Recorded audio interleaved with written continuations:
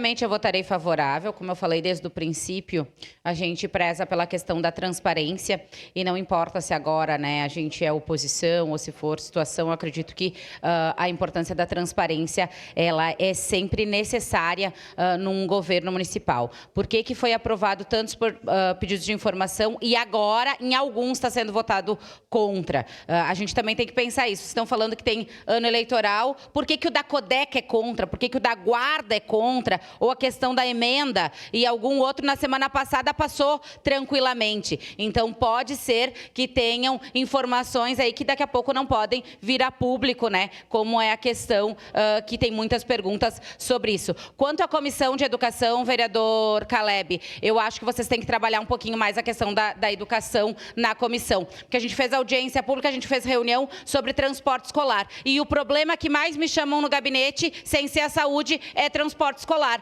É os mesmos nomes de lá de trás, de lá do início do ano, que estavam com dificuldades no transporte escolar, que falaram que iam resolver ao longo do tempo e que não foi resolvido. Então, mesmo sendo discutido, sendo provocado, Secretaria da Educação, Comissão de Educação, ainda os problemas sobre transporte escolar ainda não foram resolvidos e a comunidade continua nos cobrando quanto a isso. Então, deixar frisado isso e também falar sobre o projeto lá da Lagoa, do Parque das Rosas, que o senhor trouxe. Eu fui chamada pela população lá, vários moradores me aguardando, que eles sabiam da emenda, eles sabiam que poderia já ter projeto, mas eles precisam da limpeza agora. Eles não queriam esperar um projeto maravilhoso, como é o da Policlínica, que ia vir ou daqui a pouco não vai vir, para isso. Eles queriam a limpeza, porque já tem alguns problemas de saúde lá, inclusive com a sujeira daquele local. Então, era isso que eles pediram e foi isso que a gente conversou com o secretário Ramon, nada sobre a questão da emenda e do projeto, mas sim sobre a limpeza. Já que o senhor trouxe isso, eu sou...